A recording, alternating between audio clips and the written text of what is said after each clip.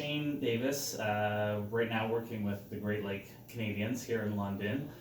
Played in the Blue Jays organization, but we'll get to that in a little bit there. What I want to do is just talk about a little bit, how did you start playing baseball? How were you introduced? Did you want to play? Was it some friends playing? Like, where did we start at a young age, probably, if you remember?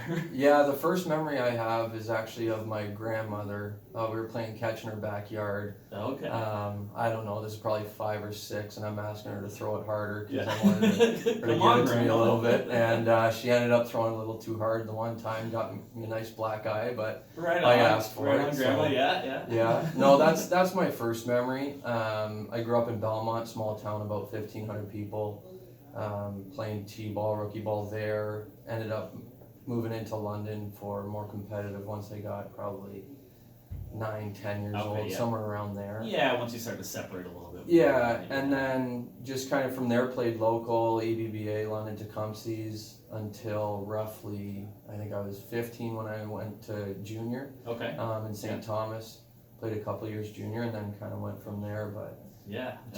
I was a 2-sport guy. I played hockey, baseball. I never really grew up saying I'm going to play in the major leagues. I was just like baseball. Yeah, like playing for playing fun. sports. Yeah, Right? exactly. That's cool. Exactly. That's awesome. So, at that kind of, maybe I would say like 12, 13, 14, when things start to separate a little bit more, right? You see some kids who are good and they go play different organizations or select teams, more travel teams, things like that. Was there ever a point where, you didn't want to play anymore, you kind of doubted it, or was it just, a love for the game and you just kept going? No, not in baseball. Until I was about 15, I didn't really know if I was going to take baseball more seriously or hockey more seriously. I had a really bad hockey coach when I was about 14, and that made that decision pretty easy. Yeah, I just about quit entirely, and the coach had to come convince me. A new coach had to convince me to play. Yeah. So that was kind of when I started leaning more towards baseball. Yeah. Were you at the same level as hockey? Yeah, it'd be similar level. Okay. Similar level. I ended up playing high school hockey all throughout high school, but baseball, I was just a left-handed pitcher. Got a leg up on a Canadian hockey player. Yeah. Okay, there's probably more need for a left-handed pitcher. Yeah, absolutely. Yeah. So, and you didn't play high school baseball, right? There was no, it didn't exist at that time at all. I think it was about 2 years after I was done high school, it just kind of started. Mm-hmm. So no, you played for your club team, and I know it's obviously very different in the States where the high school team is the team, and the club team's kind of the travel team, tournament team. Yeah, it's definitely a little bit of a different scene. So in Canada, there wasn't high school. There is now. I don't know how well it goes, like how competitive it is. I'm not really sure. Yeah, it's not too bad. But in our program at least, we don't let our pitchers pitch, and we don't let our catchers catch. So it's not as good as it could be. For sure. I mean, and you think at the level of your organization, you're trying to get scholarships and go somewhere with baseball. So you have the budgets and you travel to certain tournaments for that exposure. I don't think the high schools, at least here locally, really have those. Yeah, budget, no, locally right? you wouldn't get anything out of it on that end. Just a good way to get out there, get some more at bats probably for kids, exactly. For sure. Yeah. So St. Thomas at a kind of a younger age, went to school in Buffalo, right? Yeah, Canisius? Canisius College in Buffalo. Were you recruited? Did you apply there? What did college look like for you?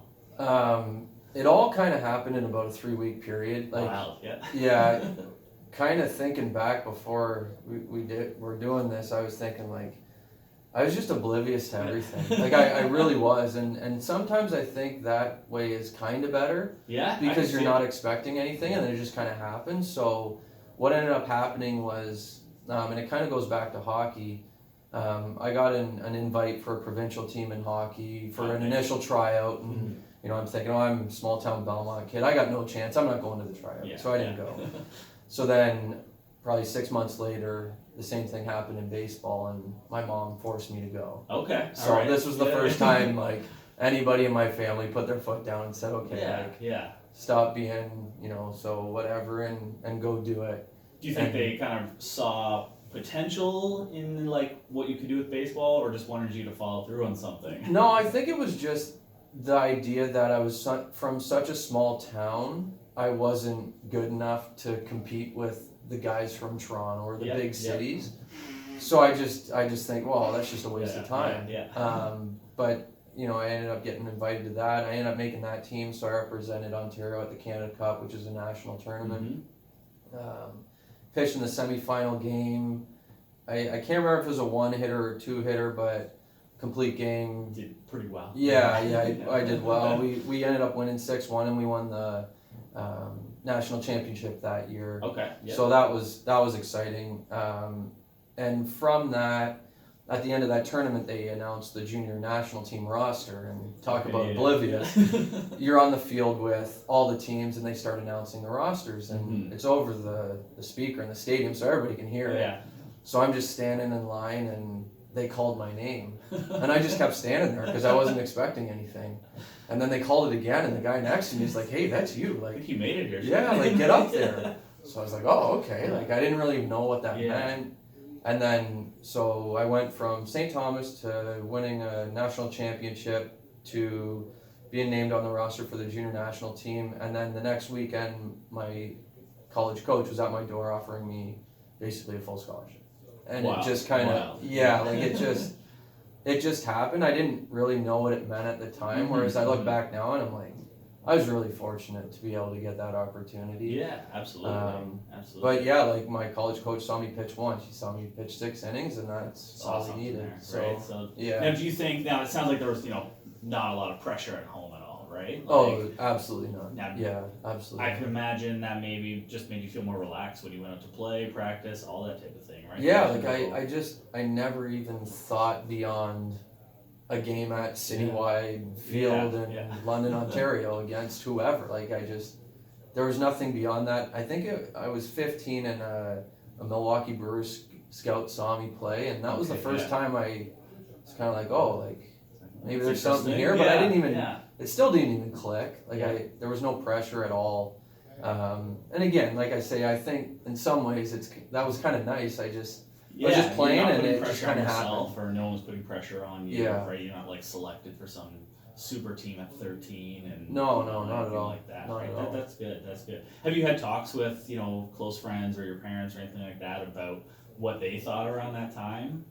No, that'd be interesting. Yeah. I don't know. That'll be our follow-up episode. We'll go back. Yeah. What did Shane talk with his mom? Yeah. I don't. To be honest, like I think. And it's kind of funny, I always kind of bring up hockey and baseball because the people that knew me as a hockey player never saw me play baseball, and the people that knew me as a baseball player never saw me play hockey. So there was no like either way, which one are you picking? They just thought I was a hockey player, thought I was a baseball player. So there really wasn't any pressure at all. That's good. Yeah. And then obviously getting a full scholarship. I mean that. Again, who knows what your home situation was like or anything, but that would alleviate a lot of pressure as well, right? To go to school and get an education. Yeah, and the one thing there, and this is for parents, this is for student athletes in high school. Being Canadian at that time, we didn't really know the clearinghouse rules and all that.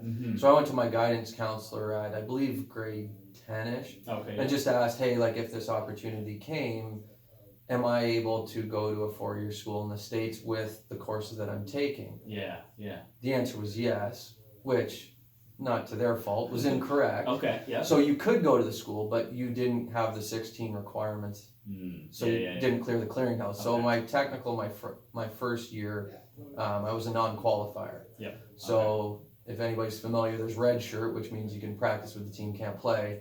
Non-qualifier, you can't practice. So all right. You come in after practice hours on the gym on your own, and my option was go back to high school and get those credits, or go to university. I was going to university. I I'm out of high school. No. We're done with I was that, out right? on that one. Yeah, so that was tough the first year, just kind of being on your own when you're used to being in a team sport. But after that, I couldn't have asked for anything more. The opportunities I had at school. Amazing. Did you go to school all 4 years? Yeah. Okay. Yeah. All right. Yeah. So kind of again like oblivious. Like my freshman year, I was fortunate enough to start every game, which again at that time I didn't know was rare. Well, now I kind of know that. That rare. doesn't really happen. Yeah, I was fortunate enough to be able to to go 12-1 my freshman year. Was named freshman All-American. Yeah, that's all right. I had no idea what that meant. Like, guys were like, congratulations. I'm like, yeah, that's sweet, but what does that mean? Yeah. So then people had to explain what that meant. Yeah. So yeah, I was just oblivious to everything. I was just doing it and You're whatever. just doing it because you loved it, right? Yeah. And I mean, I love school. Like I wasn't a big high school fan, just the general courses. But once I got to university, once I started taking courses that I really liked, you get to choose them, right? And and I really like the structure of the time management. Like if you're playing Division I sports, you got a lot of practice, and you better learn how to manage your time. Oh yeah, big time. Whether it's long bus rides or whatever. So I don't even think that's exclusive to athletes, right? Like not I at went all. to university, same thing. No, yeah. I probably did a poor job at time management. Well, and that's what I always thought, and I talk about this with friends. Like if we didn't do sports, like you got all the time in the world. I know it seems like that, but it forces you. Playing a sport forces you to do that, especially. Having to, at our school, we had attendance requirements. You could only miss so many classes, and our baseball coach said, you're not missing any of those classes. You miss enough traveling, so you miss one class, you'll know about it. So. Those are, and that, you hear stories about that all over the college sports there. So that's really good. I think that's awesome. Yeah, no, it was a great experience. And again, at the time, I didn't realize what was going on, but looking back, I was very fortunate to be able to get the scholarship and do as well as I did. For sure. Now, when as you were doing, first year was awesome at school. Was there any scouting talk? Like, were you seeing scouts at different games, or how did that kind of come about? And my first year. After that first year, Christmas is when I started realizing kind of people are paying attention. I was getting Christmas cards from, like the Yankees were sending Christmas cards, and major league teams were sending Christmas cards and expressing their interest. I'm like, okay, that's interesting. Okay, cool. But again, it was never something that I'm like, oh, I'm gonna go play at the Rogers Center someday, or it just was someone on the team kind of talking to you about what that meant. I don't know, the scouting process. Are they sending out 14,000 cards across the country? Or are they sending it to Well, I didn't get too many my last couple of years, so I guess not. But no, I had an advisor at the time who ended up being my agent once I got the pro ball. So he kind of dealt with all that stuff as far as if they had to talk to any of the teams or anything. Things like that. But in your first year, they're not really asking too much because you have 2 more years before they can really do anything. For sure, But I'd kind of gone through it in high school. I had an opportunity to get drafted. At the time, it was a draft and follow. Okay. So a team would draft you in a late round and then send you to a junior college, usually. Yeah. Follow you for a year. They'd have your rights and then decide what they want to do. So I was kind of familiar with it out of that. Okay. But no, I was just kind of doing my thing, and then put your head down, keep working. I wasn't really too concerned about it at all. Okay, all right. So obviously you ended up signing with the Jays, or they signed you. Were there more teams interested? Did you have options, or was it just so I ended up getting drafted, so I'm not sure if there were more teams interested. You drafted, right? So I know a couple of scouts that I have seen in the past couple of years just through our program and everything, and I talked to them, and I assume there was interest from a couple others, but I'm not entirely sure. Okay.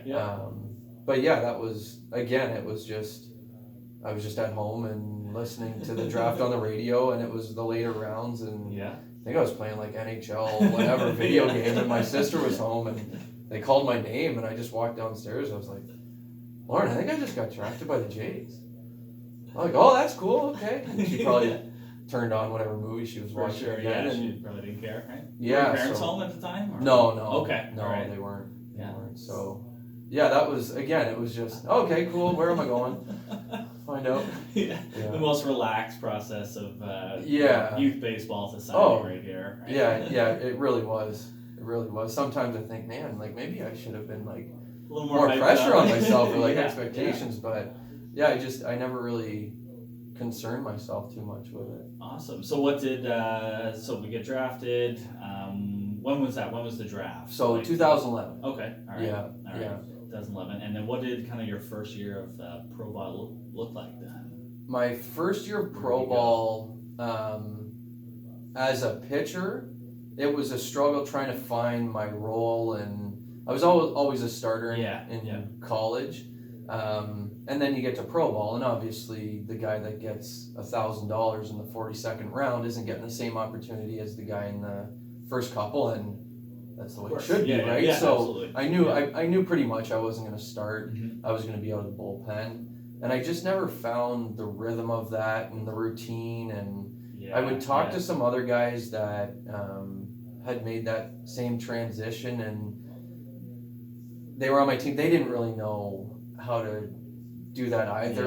Yeah. Okay. So my first year was a struggle more, I'd say, just confidence-wise. Like, I just didn't know Makes where sense. I fit. I didn't Yeah. feel comfortable.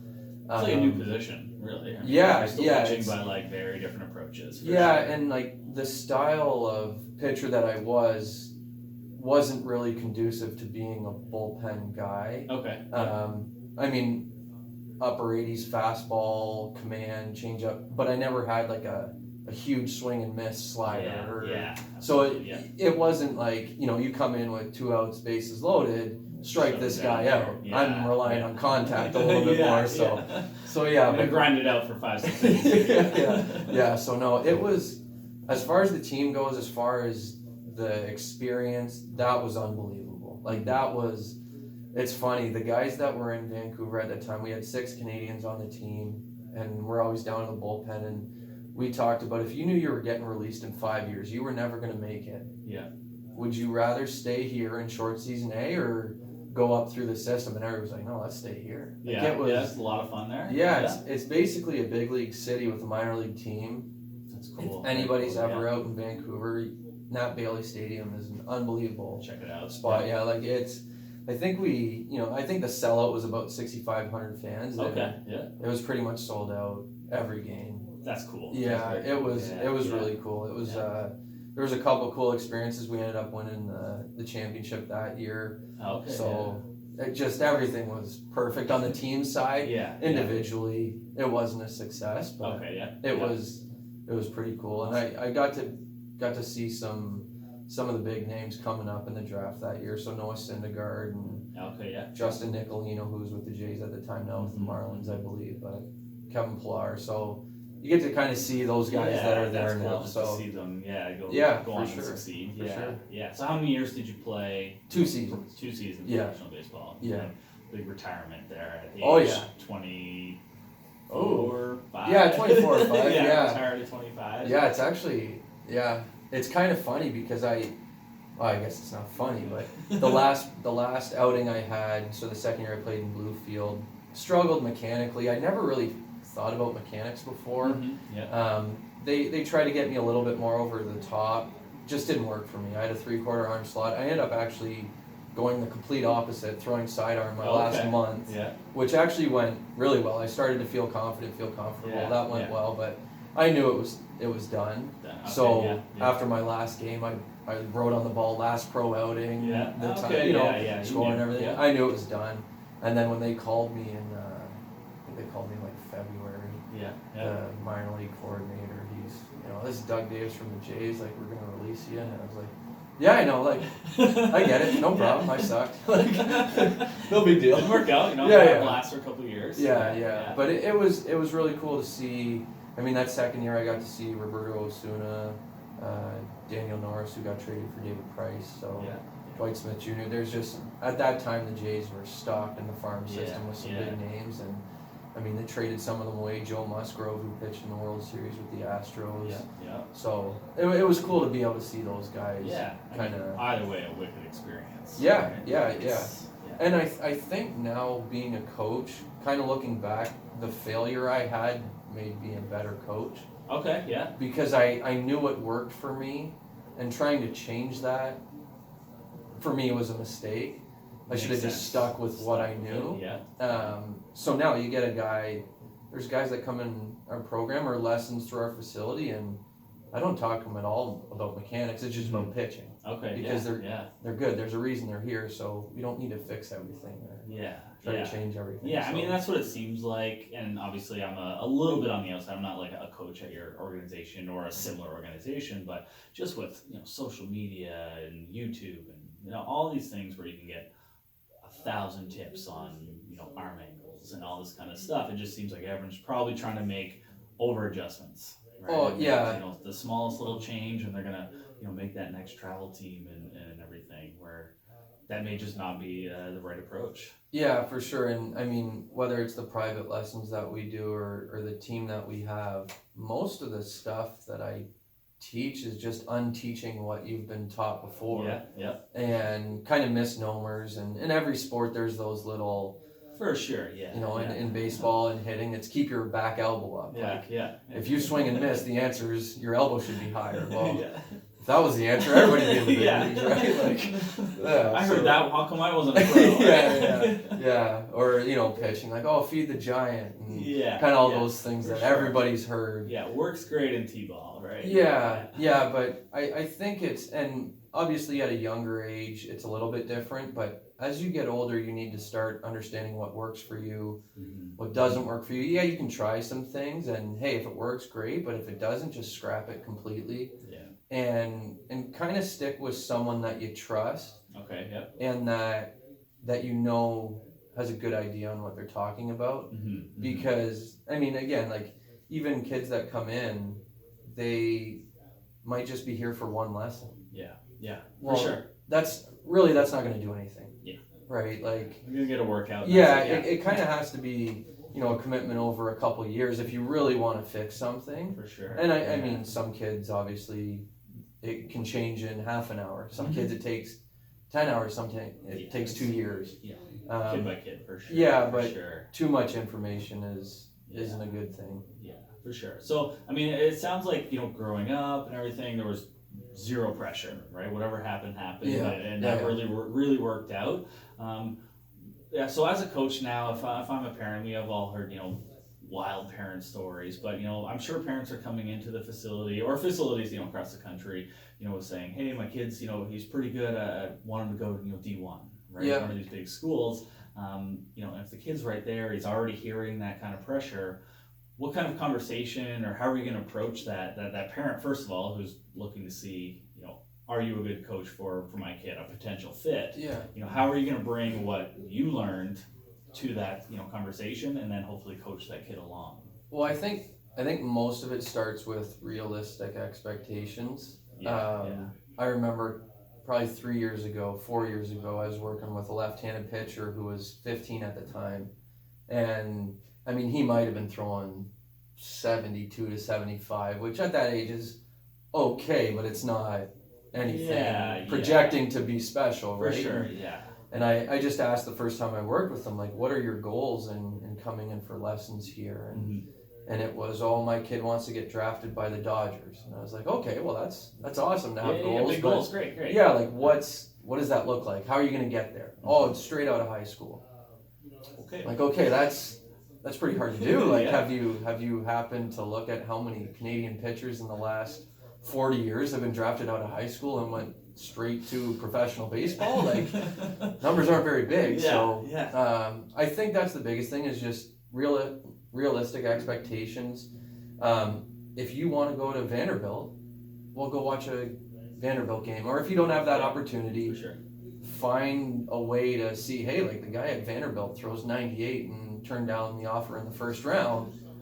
If I'm not near that, I'm probably not going to Vanderbilt or those bigger schools. So I think it's just educating yourself. I mean, even it's not just Vanderbilt, but D1 baseball, especially in Canada, it's just, we're going to go D1. But you really have no idea what that looks like. So go to a game. Like if you're in Canada and you're close to the border, hop over to Michigan and check out a game. You can subscribe too, right? There's channels and buy a stream, right? Yeah, exactly. Just check it out. Yeah, just kind of see what it looks like, because some people just, I mean, I guess you would compare it to some other sports, like hockey, going back to that. Well, I want to play for the OHL. Yeah. well, who plays in the OHL? Like, Yeah. if you don't know, that just sounds cool, Yeah, but yeah. it's pretty hard to get there. Yes. So I think it's just realistic expectations, and then once you have kind of a good idea on what might be realistic, then just working as hard as you can.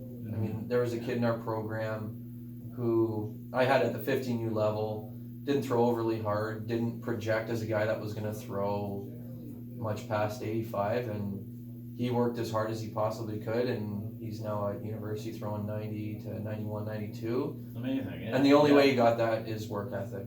There's no, like, you wouldn't have been able to get that any other way. So as long as you work as hard as you can and try to stick with, you know, what your coach has been talking about, if you trust them, and hopefully you do with that relationship, work as hard as you can, and then everything will just take care of itself. Amazing. I think that's really good advice. Really awesome there. Yeah. And I know that's easy coming from no pressure and my background, but I just think now, and being involved in it a little bit with, you know, the parents and schooling, is you just can't force it. Like it just takes one school. Not every school has to like you. Not every you know, professional scout has to like you. But it just takes one school that's hopefully a good fit for you. And there's so many levels, and I think that's something, you know, we've learned is that, I think every parent wants their kid to go to, you know, to Vandy and all these top schools, right? Yeah. But if it's not there, there's, you know, mid-major D1s, right? There's, you know, B2, B3, all these different levels, and there's still, if we can still play there and get an education, that's still an amazing experience. Yeah, right? Well, and we had a kid in our program go to Wabash Valley Junior College, and he just signed with the University of South Carolina a couple months ago. Amazing. So he went from junior college to one of the best programs nationally in collegiate baseball history, and at 15, none of us would ever call that. Like, again, just a guy that worked really hard and got everything out of his abilities, and hopefully he goes past that. Amazing. Yeah. So I think the, you know, the biggest lesson there to learn is, you know, as much as you can as a parent or a coach listening, like, just keep that pressure off the kid. Right? Yeah, I think there's probably a right amount of pressure. You need to push kids, make sure that they're working hard, like you're saying, work ethic, that athlete there, right? Yeah. But you know, not making it about, you know, Vanderbilt or bust or Dodgers or high school or bust. Yeah, exactly, right? Exactly. And one of the best pieces of advice that my college coach taught me, and I think this was my first year, he just asked the group of pitchers, what does integrity mean to you? And we all kind of came up with different answers, and the best answer that he could come up with, and his thought on it was, it's doing the right thing when nobody's looking, or when the lights are off, you're still working. Not just when the coach is there, or not just when dad or mom are saying, hey, like, work hard. It's, you got to choose it for yourself, because eventually if you don't work hard, or if you don't love it, you're going to realize it at some point, right? Yeah, like, the numbers aren't in your favor to accidentally make it. Yeah, right? exactly. You gotta want it. You gotta be working at it. Someone else, you know, in the country, you know, around the world is working just as hard as you who wants it. Yeah. Right? Well, and especially in Canada, where, you know, it's this big fish in a small pond. You don't realize, hey, if I want to go to this school, I'm not competing against my local league. You're competing against the kid in California that plays baseball 6 days a week and all year round. And so it's just, as much as you can, just work as hard as you can, and if it happens, it was going to happen because you're working hard and you had some talent. And once you stop working hard, your talent will only take you so far. For sure. Whether that's junior college, whether that's the major leagues, at some point, you're hitting your ceiling. So very cool, very cool, awesome. Any last words for parents, coaches? You know, maybe you have some young kids listening. Anything you want to just leave with them? I think the biggest thing I would say is just try, and it's easy to say a hard thing to do, but be as confident as you can. That doesn't mean that you have to be cocky or arrogant. My grandma always told me, if you're good, people will see that. You don't have to tell them that. But just try to be as confident as you can in your abilities, because once you start questioning that, it gets real tough to be able to perform. And that was kind of me in professional baseball. It was just a spiral of not performing, no confidence, and then it just kept feeding itself. So just try to be as confident. Don't worry about, you know, what's going to happen tomorrow as much, and just do it. Be aggressive. If you're a hitter, have the full belief you're going to get a hit. If you're a pitcher, there's nobody better than you Yeah, out there. You can strike anybody out. Mhm. So Yeah, you can only control your actions. yeah, Really, exactly. right? And especially coming from a pitching background, once the ball leaves your hand, that's all you can That's do. it. You're That's done. it. You're done. Your Yeah. job's done there. Hopefully you don't have to back up too many bases. Yeah. Yeah. Amazing, awesome. Well, I really appreciate you coming in. It's been great. I think it's some good advice there for parents and coaches. And yeah, good luck with your season, all your teams and kids that you're working with this year. Thanks for having me.